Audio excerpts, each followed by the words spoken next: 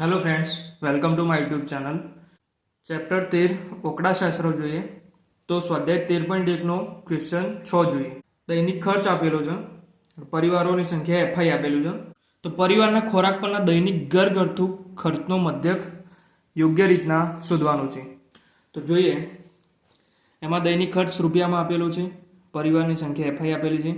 XI શોધવા માટે વર્ગ આપેલો છે, એનો સરવાળો કરવાનો ભાગ્યા 2 એટલે 100 પ્લસ 150 કરીએ તો 250 ભાગ્યા 2 થશે તો 125 થાય.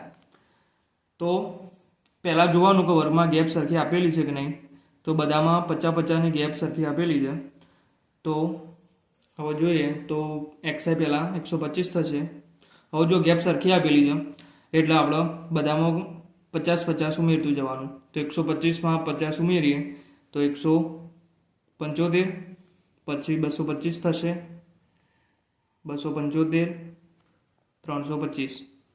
તો ગેપ સરખી હોય તો 50-50 ઉમેરતું જવાનું. હવે ડીએ જોઈએ તો ડીએ જોતા પહેલાં એક્સઆઈમાં જો વચ્ચે હોય તો એ ધારી લેવાનું. તો આપણે વચ્ચે 225 આપેલા છે તો એને એ ધારી લઈએ. હવે જુઓ ડીઆઈમાં ડીઆઈ બરાબર એક્સઆઈ માઇનસ એ, એટલે એક્સઆઈમાંથી એ બાદ કરવાનું એટલે 125 માઇનસ 225 કરવાના માઇનસ 100 થાય. હવે 175માંથી 225 બાદ કરવાના તો માઇનસ 50. હવે 225માંથી 225 બાદ કરીએ તો 0. 275માંથી 225 બાદ કરીએ તો 50 અને 325માંથી 275 બાદ કરીએ તો 100 થાય. યુઆઈ જોવાનું તો યુઆઈ બરાબર ડીઆઈ ભાગ્યા એચ. એચ એટલે કે જે વર્ગમાં ગેપ આપેલી હોય એ એચ. તો એચ બરાબર ગેપ આપેલી છે 50. તો એચ કેટલા થશે? 50. યુઆઈમાં જોવાનું કે જો તમે એ ધાર્યો હોય તો 0 મૂકી દેવાના. 0ની ઉપર -1 -2, 0ની નીચે 1 2.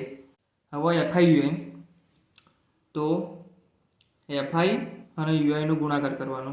તો 4 ગુણ્યા -2 કરીએ તો -8, 5 ગુણ્યા -1 કરશું તો -5 થશે.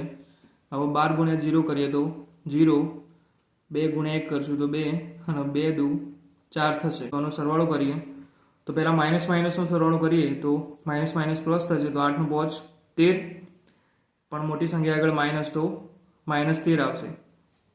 હવે 4 અને 2 6 તો 6 દે.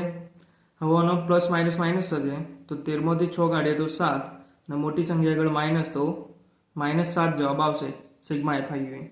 હવે સૂત્ર મૂકીએ તો એક્સ બાર બરાબર એ પ્લસ સિગ્મા એફઆઈ યુઆઈ ભાગ્યા સિગ્મા એફઆઈ ગુણ્યા એચ. હવે એ બરાબર 225 આપણે લીધા હતા તો 225 આવશે એની જગ્યાએ, પ્લસ સિગ્મા એફઆઈ યુઆઈ -7. તો -7 ભાગ્યા સિગ્મા એફઆઈ કેટલા હતા? સિગ્મા એફઆઈ આવૃત્તિનો સરવાળો 25 થાય. રકમ આપેલું છે 25 પરિવાર, તો 25 થશે એફઆઈનો સરવાળો. તો હવે જુઓ તો સિગ્મા એફઆઈ એટલે 25 ગુણ્યા એચ એટલે જે વર્ગની ગેપ આપી હતી તો ગેપ હતી 50. 225 હવે પ્લસ 25 દુ 50 થશે એટલે 25 ઉડી જશે. 7 દુ 14 તો -14 થશે. તો 225 પ્લસ માઇનસ માઇનસ 14 થશે. તો 225માંથી 14 બાદ કરીએ તો 211 થાય.